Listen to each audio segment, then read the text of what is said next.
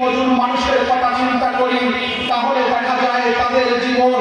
এমন উৎসাহগত দ্রব্যমূল্যের কষাঘাতে যখন তারা বাজারে যায়, যখন তার অবুঝ সন্তান বাবার কাছে 10 টাকা চায়, একটা ডিম চায়, তার অসুস্থ পিতামাতা যখন রোগের সঙ্গে ঘরে কাতরায়, যখন সে মায়ের কাছে একটা ওষুধ একটা ট্যাবলেট দিতে পারে না, বাবার জন্য একটা ইঞ্জেকশনের ব্যবস্থা করতে পারে না, পিতামাতা পরিবার পরিজনের জন্য একটা ফলমূলের ব্যবস্থা করতে দূরের কথা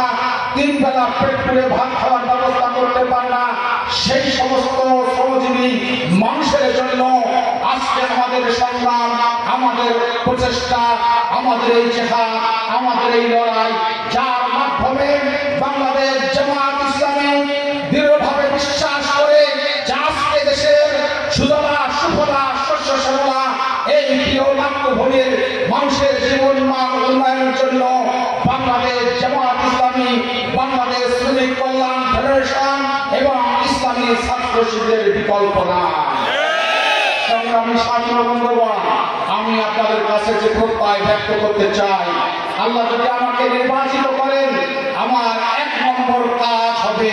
নিজেকে সকল ক্ষেত্রে শতভাগ দুর্নীতির ঊর্ধ্বে রাখার জন্য আপনাদের সহযোগিতা এবং আল্লাহ। 2 নম্বর কাজ হবে আমার যে শ্রমিকদের ভাগ্যের উন্নয়ন কিভাবে করা যায়। 3 নম্বর কাজ যেটা বলতে চাই সেটি হচ্ছে আমি যদি নির্বাচিত হই তাহলে ঢাকার হিন্দু মুসলমান বৌদ্ধ খ্রিস্টান দল মত জাতি ধর্ম